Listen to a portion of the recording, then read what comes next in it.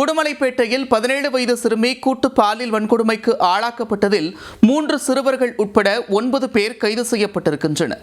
இந்த அதிர்ச்சியிலிருந்து மீள்வதற்குள் மேலும் ஒரு சிறுமி பாலியல் வன்கொடுமைக்கு ஆளான திடுக்கிடும் தகவலும் வெளியாகியிருக்கிறது.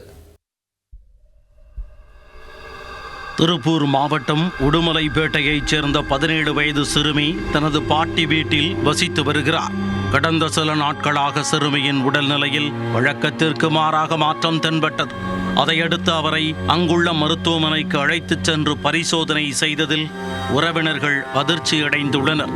அவர் 4 மாத கர்ப்பமாக இருப்பதாக மருத்துவர்கள் தெரிவித்ததும் அதற்கான காரணம் யார் என கேள்வி எழுப்பியுள்ளனர்.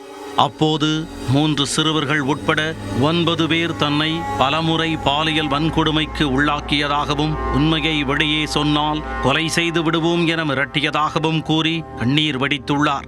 இச்சம்பவம் குறித்து உடுமலைப்பேட்டையில் உள்ள அனைத்து மகளிர் காவல் நிலையத்தில் உறவினர்கள் புகார் அளித்துள்ளனர்.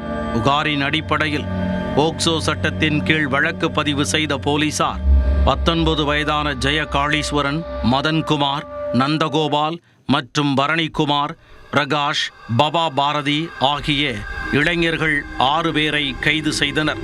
இவர்களுடன் 14, 15 மற்றும் 16 வயதுடைய 3 சிறுவர்கள் உட்பட மொத்தம் 9 பேரை போலீசார் கைது செய்துள்ளனர்.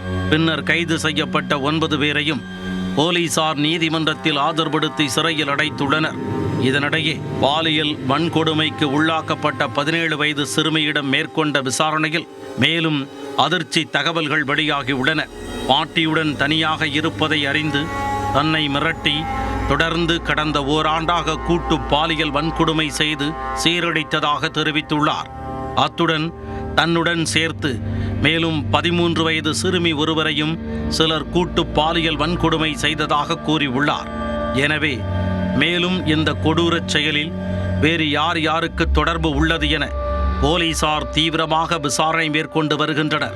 2019ஆம் ஆண்டு பொள்ளாச்சி பாலியல் வன்கொடுமை சம்பவம் ஒட்டுமொத்த தமிழ்நாட்டையும் உலுக்கிய நிலையில் அதன் அருகே உள்ள உடுமலைப்பேட்டையில் 2 சிறுமிகளை மிரட்டி கூட்டு பாலியல் வன்கொடுமை செய்யப்பட்ட சம்பவம் பேரதிர்ச்சியை ஏற்படுத்தி உள்ளது.